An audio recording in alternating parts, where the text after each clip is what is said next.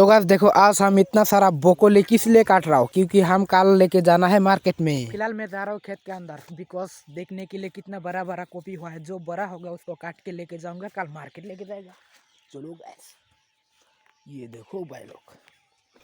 तो गैस फिलहाल मैं जा रहा हूँ खेत के अंदर, क्योंकि ब्रोकोली का जो पेड़ है वो काफ़ी लंबा हो चुका है और मुझे ढूंढ ढूंढ के निकालना होगा कि कौन सा कॉपी सबसे ज़्यादा बड़ा हुआ है, वही काटना होता है।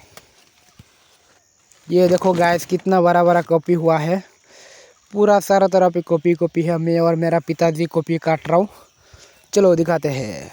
ये देखो मेरा पिताजी कॉपी काट रहा है कुछ इस तरह से और बैग में डाल रहा है, बैग में लेके जा रहा हूँ बाहर। ये देखो गैस कितना बड़ा बड़ा हुआ है ब्रोकोली, पूरा एक बैग अभी फुल होने ही वाला है। देखो